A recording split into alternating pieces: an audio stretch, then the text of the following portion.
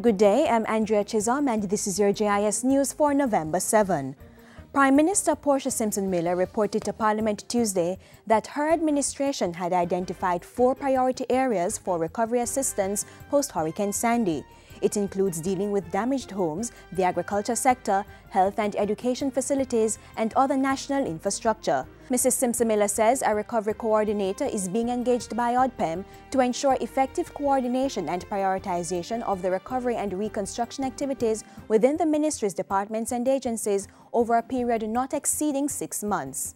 And this recovery process, it's about Jamaicans that suffered as a result of Sandy.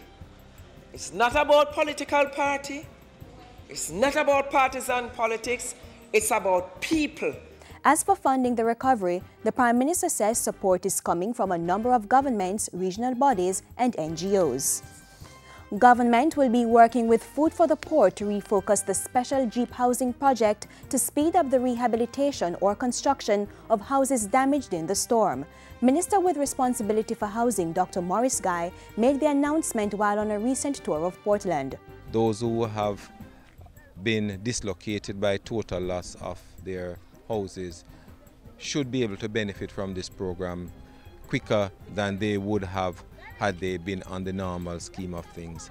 Prime Minister Portia Simpson-Miller expanded the point in Parliament Tuesday, adding that beneficiaries would need to have legal access to the lands for construction and homes would not be rebuilt in unsafe locations.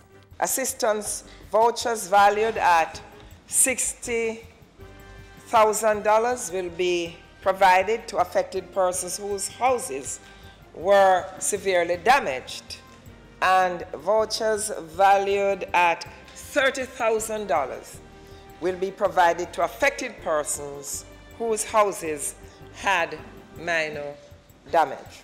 Government will be providing or making it easier for farmers to access cheaper loans, catastrophe fund payouts, fertilizer and insecticides, and critical pieces of equipment to help rebound from the losses sustained in the hurricane. Prime Minister Portia Simpson-Miller confirmed in Parliament Tuesday that the hard-hit agriculture sector suffered some $1.43 billion in damage to both crop and livestock operations. We are doing all that we can to restore our agricultural sector to full production as soon as possible, utilizing available resources. Mrs. Simpson-Miller says banana farmers will get special assistance through both the PC banks and the EU Banana Support Program. Meanwhile, those banana farmers who subscribed to the Catastrophe Fund and lost more than 50% of their production will be receiving their payout shortly. More than $40 million of help is also being extended to cash crop farmers. Cocoa farmers are to receive assistance with sourcing fertilizer and pruning tools, with coffee farmers also set to get fertilizer supplies for their crops. And Prime Minister Portia Simpson-Miller says the assistance to agriculture will also be extended to livestock farmers, the aquaculture sector, and irrigation issues. Meanwhile, government has embarked on a climate change project to minimize the effects of disasters on the agriculture sector and coastal areas. The 3-year Jamaica Adaptation Fund program is a joint initiative with the Adaptation Fund Board and will directly benefit fisherfolk, farmers, and tourism interests in several parishes.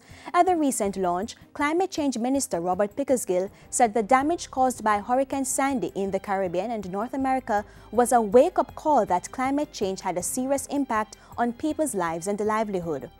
The cost of financing adaptation and mitigation efforts is often high. Nevertheless, we know that the cost of delaying actions to address climate change are even higher. The Ministry of Health says intense mosquito prevention activities are planned for the parishes of Kingston and St. Andrew, St. Catherine, St. Anne and Trelawney this week as it continues to fight the outbreak of dengue fever. Portfolio Minister Dr. Fenton Ferguson says focus will be on areas where cases have been identified and that are considered high risk for breeding sites. He says the ministry is leaving no stone unturned in its quest to reduce the number of dengue fever cases and wants citizens to support the effort by destroying mosquito breeding sites in their personal environs.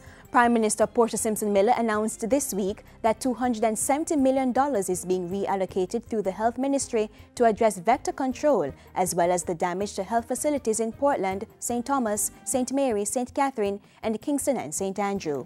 And that's it for JIS News today. I'm Andrew Chisholm. Thank you for watching.